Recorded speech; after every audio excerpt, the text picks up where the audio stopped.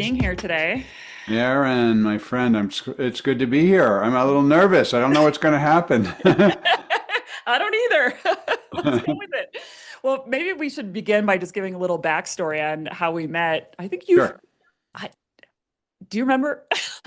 I think, oh, Um, I remember Girls Fight Back. I don't remember how I found I don't either. Girls Fight Back, Yeah. but it spoke to me because I have at the time I had a girl, a daughter. I still Mhm. have a daughter, but she's Mhm. an adult now.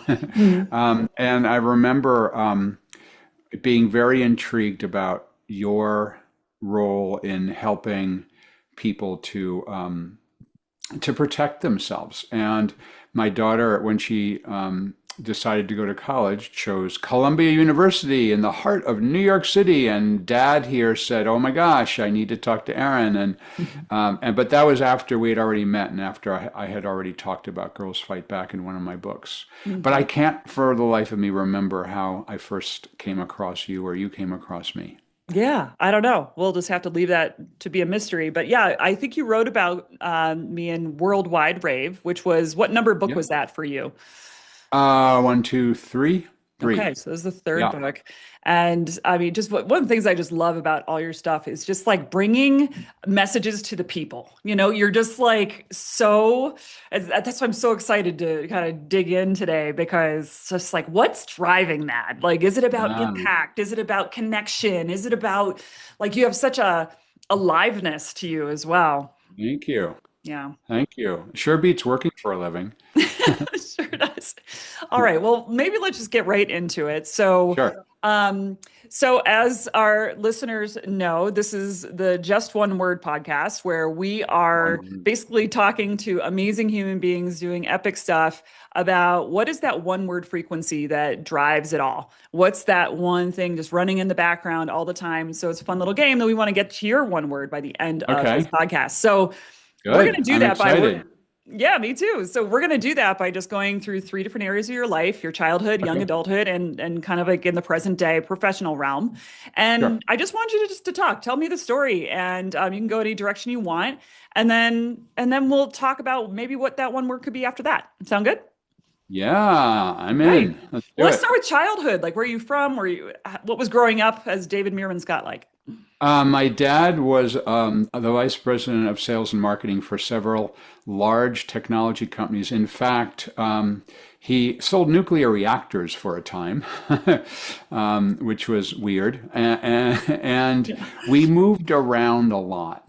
Mm, I went to a number of different schools, mm, which was a little traumatic because, I had to make new friends on a fairly regular basis.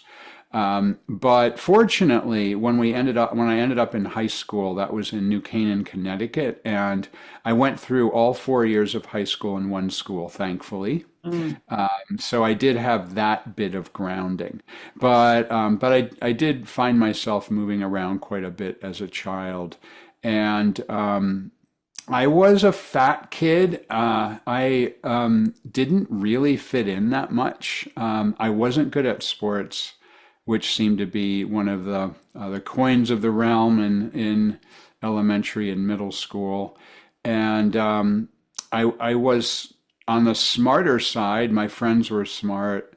I liked by smart I mean not so much academic smart, but I enjoyed reading. I enjoyed learning about new and interesting things. I had weird collectible hobbies, and I still do, by the way. Like, what's an I example of a weird collectible hobby? well, when I was a kid, I collected rocks, and when I got a little bit older, I collected beer cans, empty beer cans. That was before I drank beer, actually, but which was That's kind of odd. And I had beer cans all over my room at home. At hmm one time, I collected keychains. hmm I had several hundred keychains, and that I think my wife Yukari would say I have a collector's gene. So I'm hmm I'm constantly collecting stuff hmm and still am. I'm trying to rein it in as much as I can because the older I get, the more wealthy I get, the more expensive the things I choose to collect are. So I need to really rein that in. What's behind the um, collection? Like, what's the satisfaction that you drive in it? Because I fear death Mm. and controlling something. I've read about this and kind of tried to understand what this collector gene is about. And for many people, it's a way of coping, a way of controlling, a way of organizing my life that helps me. Mm. And like I'm also a list taker. So, for example, I know I've been to all 50 states, 107 countries, all seven continents because I have been keeping a list. Mm. I know that I've been to 1,000, I think it's at 1,036 concerts in my life, live music concerts, because I keep a list. Mm. And I started going to shows when I was 15 years old in New York City with my friends. And initially, I just kept the ticket stubs. There's the collector gene kicking in. I kept all the ticket stubs.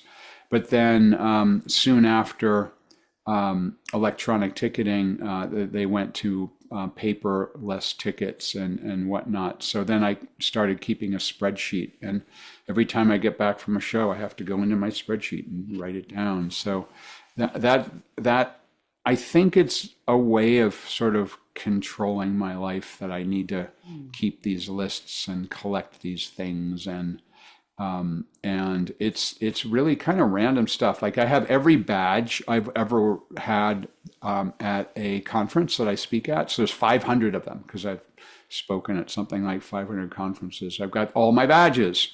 Why? I don't know. Someone will have to throw them away someday. um, and so that's been an interesting part of my life going back to the very beginning until and through now. Hmm. Did you go to college?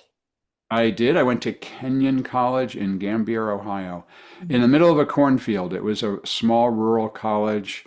There was about 400 people in my graduating class. Mm. And it was great for me because it was a small college. It wasn't a university. It was just liberal arts, and it was rural. It was in the middle of kind of nowhere. Mm. And I think that was really good for me because I was able to develop some close friends and be a part of a community as opposed to in high school, I was a little bit lost. My high school was quite a bit bigger than the college I went to. Mm. And so I was a little bit lost because I wasn't an athlete and I wasn't a musician. I was just a kid doing his thing. Hmm. Hmm. And so what did you study? Economics. I thought I wanted to be a bond trader. Hmm. And so I went because Kenyon's a liberal arts college.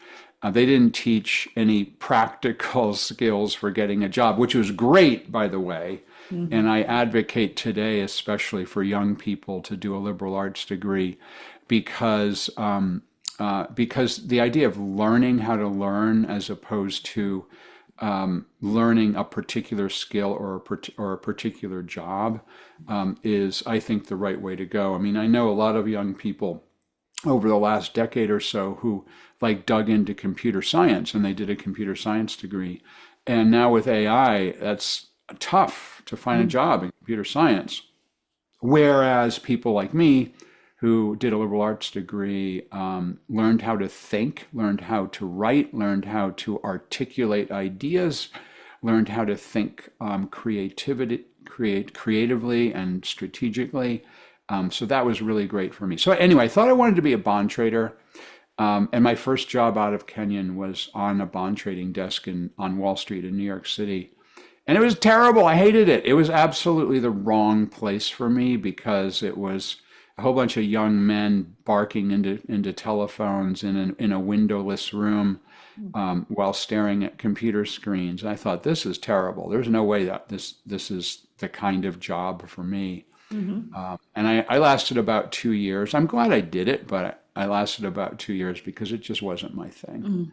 So in Um, like in stories like that, one of the things I'm always looking for is like violations. So like those the thing that's just like an absolutely not kind of yeah. scenario. So like, but I get really curious about the specific violation. Like what was it about being in a room with all these guys yelling into phones that was just not for you? it was too much testosterone. It was kind of the things that I didn't have in high school. Like I wasn't part of that crowd that what was like really into sports and macho and football or whatever sport people were into at that Mhm. point. And those same people basically drifted into banking. And so it was like all the people that I did not interact with Mhm. in high school and college were all of a sudden in that particular environment, and it wasn't for me. I mean, I didn't really know it at the time, but I was a much more creative person. And the reason I didn't know it at the time is because I hadn't really found my outlet for creativity yet. Hmm. But but I realized that that wasn't for me. And fortunately, I realized it early because I know people who've gotten into a job that pays well. And that's one of the problems with going into something like bond trading or finance is it pays well.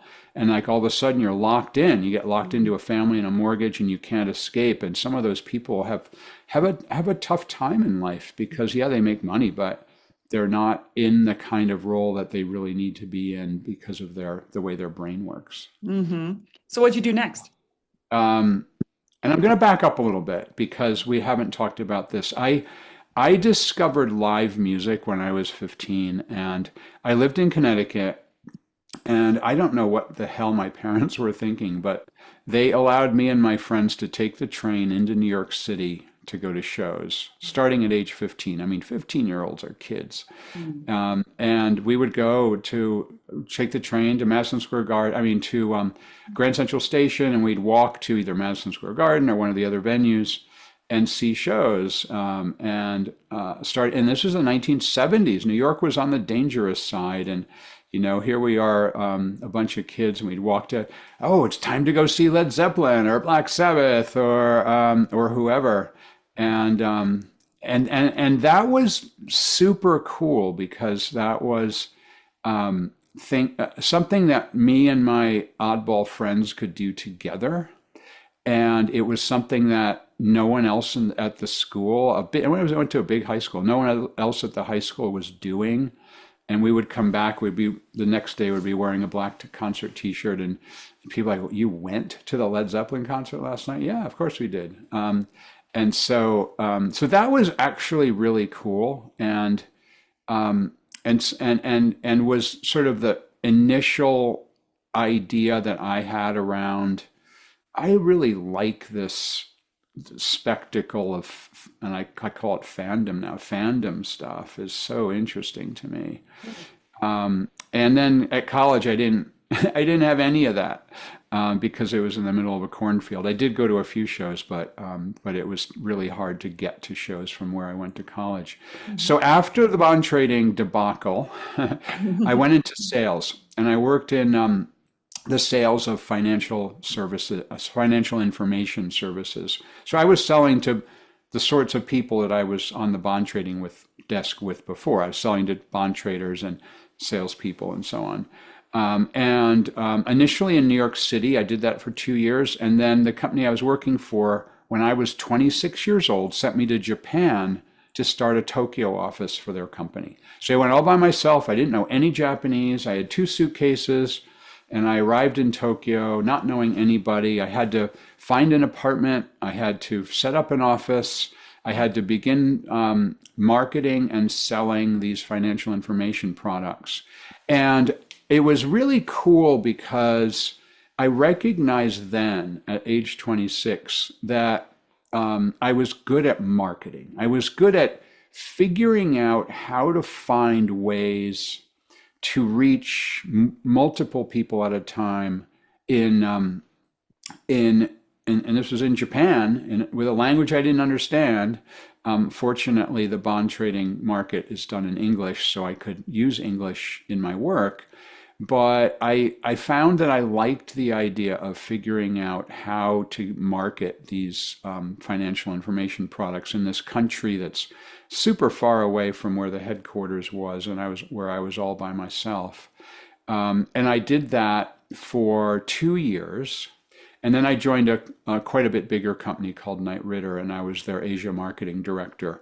And I worked for Knight Ridder for 6 years. So I moved to Hong Kong after about 6 years. So I lived in Asia almost 10 years in total. And I joked that I went with 2 suitcases and I ended up with a wife and a daughter and 126 boxes when I finally came home about a decade later. Wow. Yeah, Where did you meet your wife? Uh, in Tokyo. Yeah, in she's Tokyo? Japanese. She's Okay. she's Japanese. Yeah, Okay. yeah. We met in Okay. Tokyo. Cool. So, wow, what an interesting, just fun little like swerve of life to move just like across the Yeah. ocean and start. What I found after the bond trading debacle was that I tended to take jobs that I thought were fascinating as opposed to something that I thought would make money. Mm. And that was a radical departure from what many people did. Many people, oh, it's time for a new job. I need more money. Oh, it's time for a new job. I need a promotion. Oh, it's time for a new job. I'm going to find another company that's going to hire me for $10,000 more per year than I'm making now. I never thought that way. I Mm. always thought, how cool would it be to move to Japan? Or how cool would it be to work for a bigger company and be able to travel much more for my work? Um, and so those were the sorts of things that drove, and that still do actually drive the way that I think about work is how can I figure out an adventure to be a Mm. part of rather than just have a job to pay the bills, or what many people do, a job that has a company on the business on your business card that people would recognize. Oh, I work for Bank of America. Well, Mm. good for you. Do you like it? Yeah. um, you know, and I always, except for the very early part of my career, I really always did like what I do and enjoy what I do, and trying to figure out ways to do something that was interesting to me. I came back to the United States in 1995 with a 2.5-year-old, and got a job here I live in the Boston area, and I worked for various technology companies, and I found myself continually getting fired. and Nasty pattern there. it was a bit of a pattern, yeah. But I realize why. And the reason is because I have very definite ideas about what marketing is. And I was hired as vice president of marketing for these companies. They were pretty big companies, large technology companies, traded on the Nasdaq stock market, and I was the head of marketing at those organizations. And for the most part, I had pretty radical ideas about what marketing is and how to support sales and how to do public relations and so on. And those radical ideas didn't jive with what the bosses thought marketing was, which was straightforward stuff. And so and I'm terrible at office politics. so I Mm. so I ended up not doing well in corporate America back here. I did fine in Asia, but then coming back here, I didn't do so well in that sort of corporate lifestyle. And Mm. that's why in 2002, I started my own thing. I started my own business, and I started writing books about the ideas I had for marketing that were often quite radical and different than what most people think of marketing. Mm. And I did a couple of sales books as well, but mainly focusing on marketing and public relations and generating attention, and most recently the idea of fandom. And those books then have driven the rest of the things I do, which is speaking at events and also advising companies. And I typically have some organizations that I advise for cash, but some larger organizations that are either venture funded or even public, I've advised for equity. Mm. And so it's less of a lift for them to hire me to come and help them if I'm taking a piece of the stock as opposed to requiring that, I get a number of dollars per month or whatever it might be. But that starting 2002, really, I found that was the culmination of these cool ideas that I had been exploring earlier in my career. What is creativity? What is marketing? How can marketing be much more radical than the way it's been practiced in most organizations? And then that's where I started to explore what I call now my art, which is both my writing and my speaking.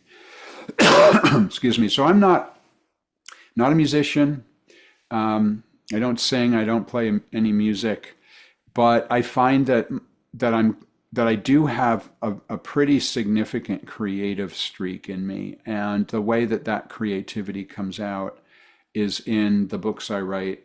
I've done, I guess I'll call it 13 books now, and in the speaking that I do, because I really do think that public speaking is my art. And you've spoken many, many, many times yourself that once you get good at it, once you've got a lot of experience with it, I mean, for me at least, it really is an art form, and it is something that I know when I hit a stage that I'm going to do a good job. I'm going to enjoy it. It's going to give me all sorts of buzzing feeling in my head when I'm on that stage, and it's super exciting. So you've used the term radical a few times when you're talking about Radical. your approach to marketing. I mean, how would you describe your approach and why is it radical? Well, in the beginning, back in the late 1990s, everybody was focused on spending money on advertising. That's what marketing was. You bought a trade show booth space if you were a B2B company. You bought TV ads or magazine ads or newspaper ads. You bought an email list and sent out spam emails to people. And in the late 90s, early 2000s was the rise of the initial public internet. And so what I thought was really radical at the time was, hey, we can create content on a website and give that away for free. We can create an email newsletter and provide great, valuable information and give that away for free. We can create better information than all of the competitors combined. And then that will drive people to us. That was pre-Google. It was Yahoo and some other search engines like Alta Vista. But it was very radical at the time to do that, using that word I just used before, because it's not how people were doing marketing at that time. A little bit later, into the sort of, let's call it around 2010 or so, the radical aspect changed in that Google went real time. So prior to around 2010, Google would only index websites every month or so. So if you updated your website, often people wouldn't know that update was made if they did a Google search for a month. And so Google went real time, meaning that if you updated your website, it was instantly indexed. And then that was around the time that Twitter started to gain in popularity. So I talked a lot about the idea of real-time marketing, instant marketing. I invented this concept of newsjacking right about that time, which is the art and science of injecting your ideas into a breaking news story. So when a news story breaks in a topic that you're familiar with, or your organization is familiar with, you can create real-time instant content that will potentially generate attention, maybe generate news stories, maybe get people to buy your products and services. And again, that was radical at the time. The idea that you can create instant marketing right now, on the fly marketing, and that was 15 years ago, was a unique way to do marketing that most people were not talking about. And if you're asking me, okay, what's the radical thing you're doing now, David? So as we're doing this recording, one of the primary drivers of marketing is artificial intelligence and the social media algorithms. So it's all this electronic stuff. And I'm pretty well known as being a marketer who understands electronic marketing really well. And I've actually tried to pull back, and I'm going in a very, very different direction over the next year or two, and that is to going to a true human connection. Because I think that the social media algorithms, Facebook, YouTube, and so on, Instagram to a certain degree, are toxic. The algorithms breed polarization, they breed negativity, they breed conspiracy theories, they breed anger, and that's super dangerous. I think it's led to a lot of the problems around polarization that's going on in this country, the red team versus blue team stuff. And separately, AI, which I use, an advisor and or an investor or a board member in several AI companies. I use it for my work every day. So I do use AI, but AI creeping into marketing can be challenging because all of a sudden you don't know if that email you're getting is real. You don't know whether the photo you're seeing or the video you're seeing is real. And that becomes a challenge. So my approach going forward is now I just love the idea of a true human connection. I love the idea of fandom and how organizations can build fans with a genuine human connection. And so that's what I'm dedicating the next several years of my work around is let's like, yeah, there's a whole lot of marketing people who talk about how to use AI in marketing. That's great. Let them do that. That's not what I'm planning on doing. What I'm doing is focusing more on the complete opposite. How can you actually have human connections? Mm. What would you say your superpowers and your shadows are? What's a shadow? What do you mean by that? Like a superpower, obviously, is just like the thing that kind of naturally comes easy to you that you're good at. Mm, The shadow's the flip yep. side of that. The maybe thematically is challenging or just an area that you Mm. suffer a lot or struggle with. Okay, so I absolutely do have a superpower for finding patterns in the universe Mm. that other people either haven't found or have not articulated. And I've already mentioned some of them, but in the late 1990s, I was all about a radical new form of marketing. That form of marketing is how can create content on the web, push that out there as a way to generate attention in the search results. The pattern in the universe I saw was that marketing was not about advertising. It wasn't about spending money to be a part of somebody else's media, but rather marketing is about content creation. That was a pattern. And I was able to see that pattern because I worked in financial information companies in the years leading up to that. And I understood how real-time information, well, actually at that point it wasn't real-time, but I understood how electronic information worked. So that was a really unique and interesting pattern in the universe. The other one, which I also talked about earlier, is, oh my gosh, we're going to real time. The web is now real time. We've got Twitter, we've got instant Google indexing of websites, and that gives us an opportunity to instantly engage with people. Mm. And that's a new pattern in the universe that I recognized that perhaps other people might have seen, but nobody wrote about in the form of a book or any significant or spoke about it in any significant way. Some other minor ones that I had, I wrote a book with my buddy Brian Halligan, who's the co-founder and former CEO of HubSpot.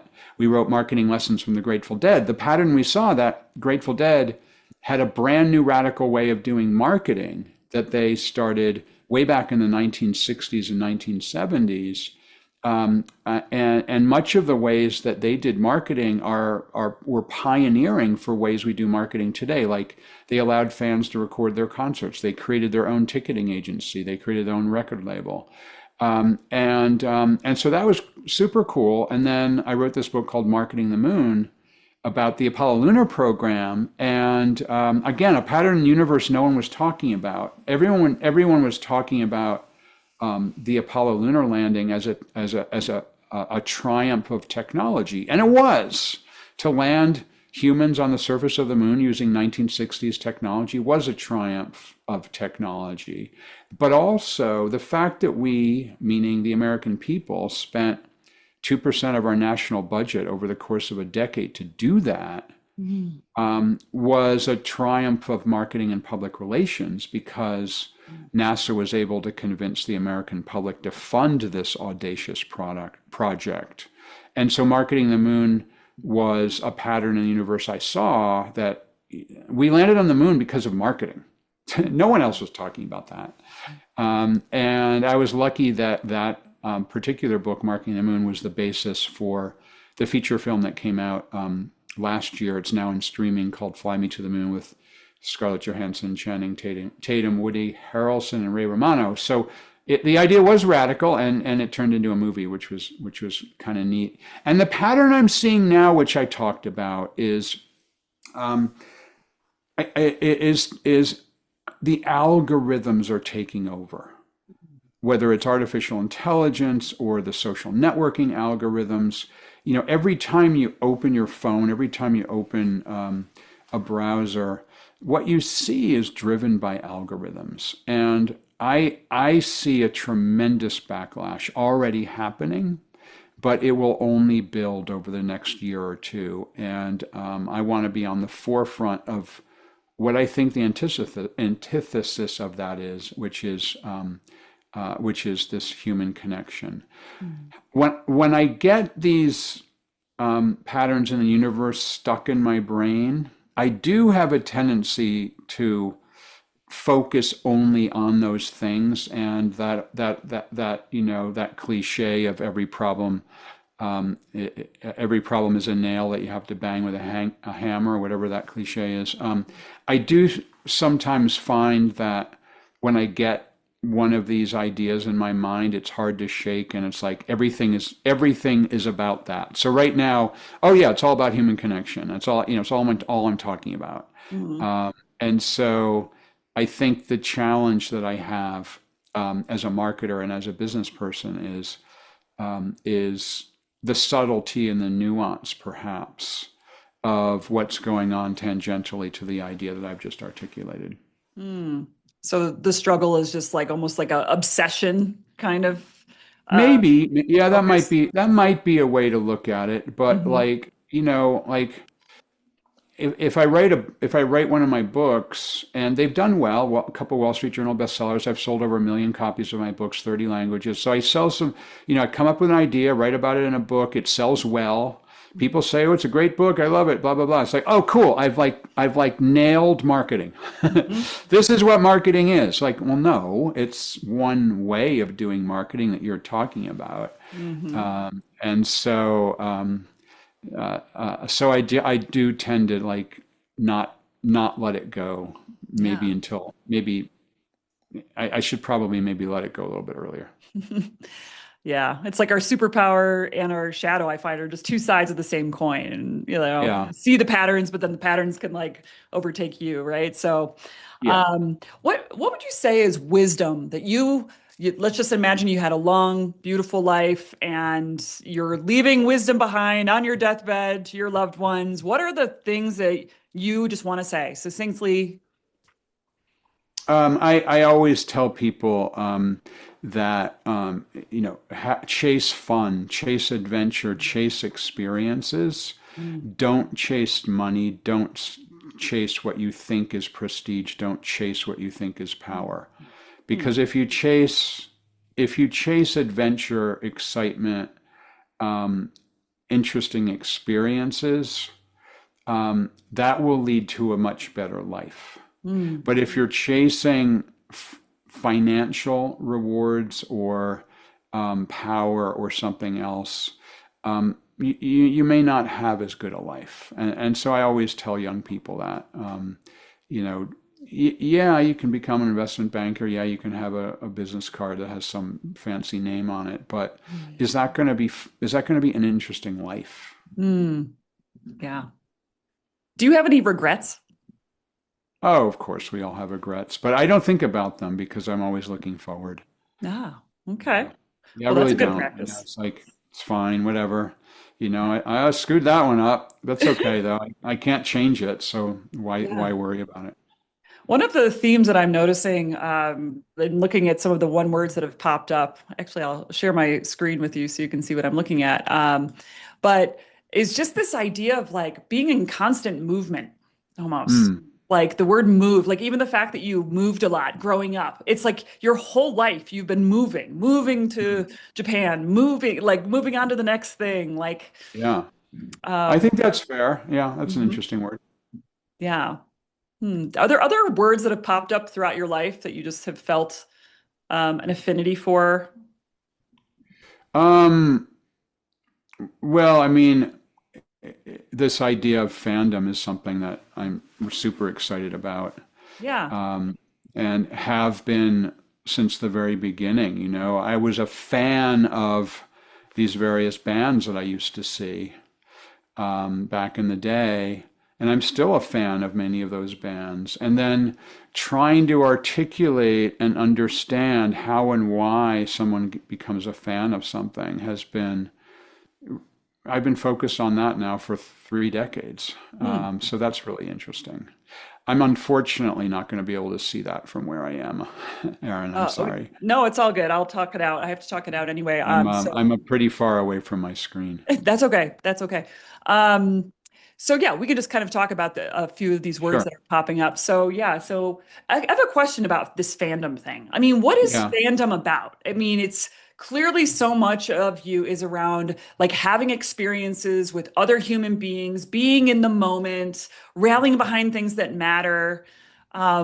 Like what is fandom to you? I've actually studied how and why someone becomes a fan of something, and it's rooted in neuroscience. Hmm. And it's rooted in neuroscience because we humans have an innate need to be part of a tribe of like-minded people. And that goes back thousands of generations because when we were with our tribe, imagine sitting around the cave, the campfire, you're with your tribe of 20 people or 30 people, and you're safe and you're comfortable. But Hmm. if another tribe comes, you feel threatened. And so throughout human history, we humans have been safe and comfortable when we're together with people who are like us, our tribe of people. And that's why no matter what it is you love to do, if you're with those particular people that do the same thing that you do, that makes you feel safe and comfortable. So I've been to 111 Grateful Dead concerts. When I'm at a Grateful Dead concert, I know the drill. I know the deal. I'm part of that tribe. I can turn to anybody next to me, even if we've never met, and have an instant bond, an instant connection, and an instant deep conversation. Hmm. My newest thing that I've gotten into is dancing the Lindy Hop. It's the original swing dance out of Harlem in the 1930s. I love it. I'm going out social dancing tonight, for example. Hmm. And same idea. Dancing is primal. Hmm. Dancing is something humans have done for thousands of generations. It's also super intimate because this is a partner dance and you're literally touching another human being. Hmm. And that, again, goes back to neuroscience. When you're together with your tribe of people and you have a physical close connection, that's really, really powerful.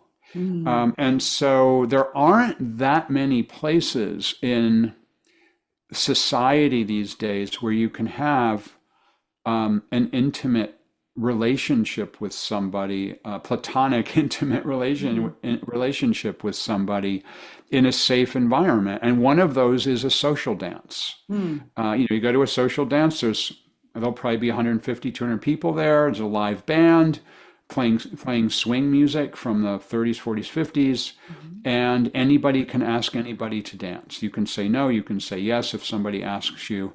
And I've been doing this for 2 years. I take lessons every week. I'm reasonably good at it, and can have a really, really, really great connection. And so I'm not into watching sports, but if you're at the football game and you're together with 10,000 other cheering fans cheering for the team that you love, and you're wearing the gear, Mhm. that's an intimate tribal thing that is part of our DNA. Mm. And so I first experienced it when I was a teenager, and I've been chasing it ever since, Mm.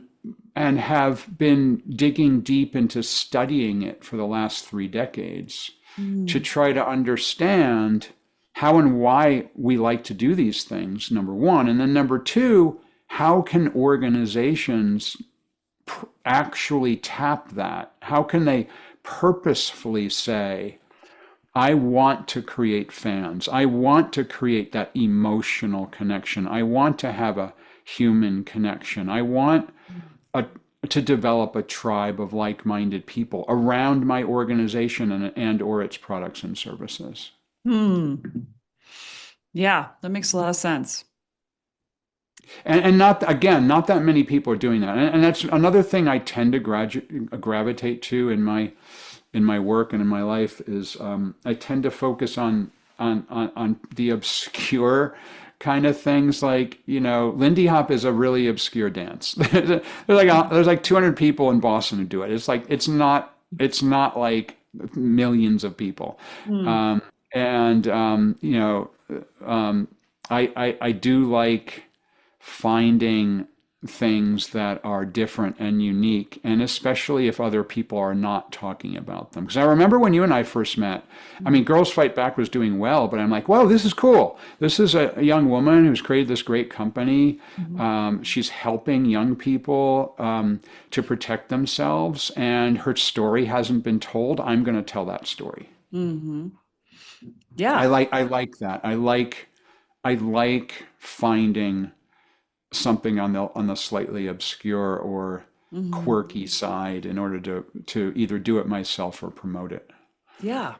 I definitely think that's a superpower of yours too. Like it's like you're always researching, you're always kind of finding the new thing and the wisdom in it and bringing it to the masses. It's like Yeah, I'm so thank grateful you. for everything you did for me. Thank you. Like a Yeah, yeah, and very I hate talking about what everyone else talks about. Like mm, Apple Computer, Apple, such a great company. They're building fans with their iPhones. Like, yeah, right. I'm not going to talk about Apple. Give me a break. Everyone already knows about Apple. That's not right. going to be helpful. Harley Davidson.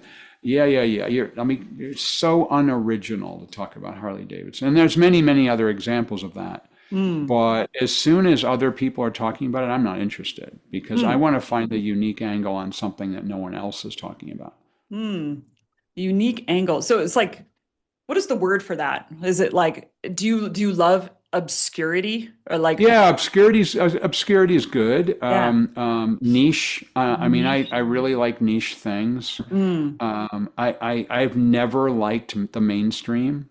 mm, I remember and one of the first times I remember this is when I was a kid in high school. Star Wars, the original Wars movie came out, and mhm. everyone saw Star Wars, and I refused just to see it. I just refused. Like, if everyone's seeing it, I don't want to see it. I Yeah. finally did, like a decade later, and it was, of course, it was cool, but Mhm. no. And I was like a badge of honor at high school. Like, hey, Star Wars, isn't it great? I haven't seen it. What do you mean you haven't seen it? I don't want to see it. And that's funny too for someone who loves fandom so much. I mean, like, who's bigger fans than like Star Wars people? Yeah, yeah. Star Wars people are pretty into it. Mm. Yeah. You also have like a lot of themes around real time or Mm. present. Now, I'm not sure what the one word is, but like you are so like the word alive keeps coming up for me, you know? A And I know lot. you've always been really proud too about like how healthy you are at Yeah. your age, you've always been very public about and like just the Yeah. things you do. Does the word alive resonate with you? Yeah, it's a cool word. Absolutely. Yeah. Yeah, I mean, and I want to be alive for as long as I can.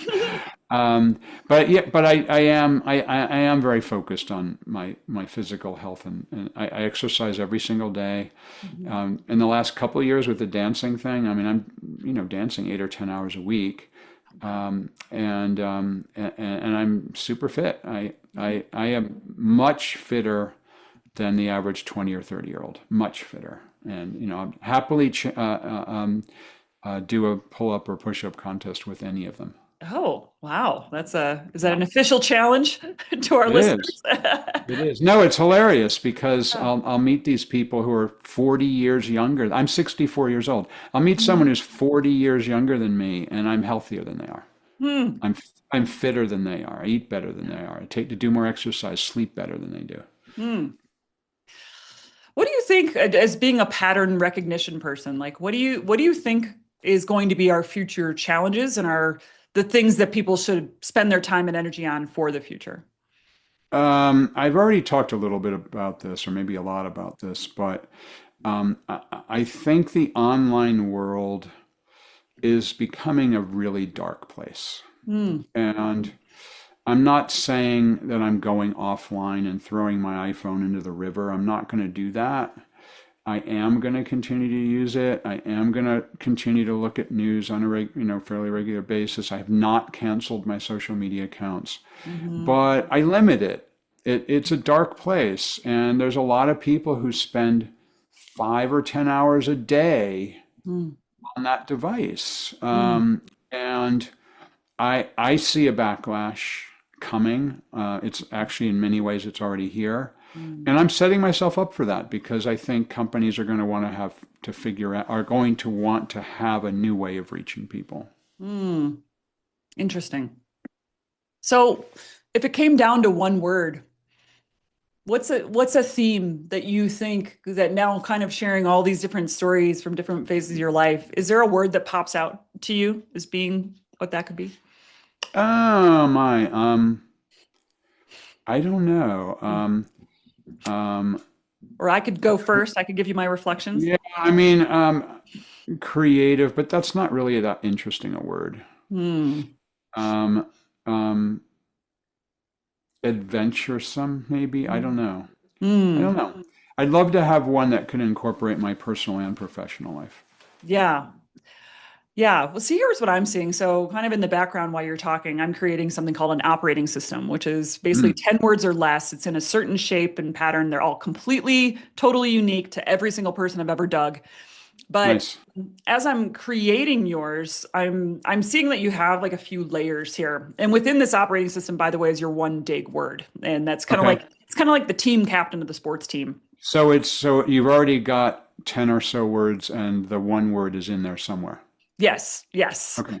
So on your bottom line, I'm seeing true, connect, human, or maybe it's true, human, Yep. connect. It's just Yep. like these one word frequencies of like authenticity, Hmm. humanity, and like the being the connector, which I think is one of your definite superpowers. You have connected me to so many people, and I just even seeing you in action at conferences we've been at, you just love to connect ideas and Yeah, people. I do actually. Yeah, And I like to connect ideas, not just Mhm. people too, of course, but Yeah. ideas. And then the two words move together. Those are feeling really, really interesting. So it's like Mm, even you think about just all this dance that you're pursuing now. I mean, it's about moving together. And I yes. feel like the word alive is somehow linked into Mm, this whole big thing. That either live or alive.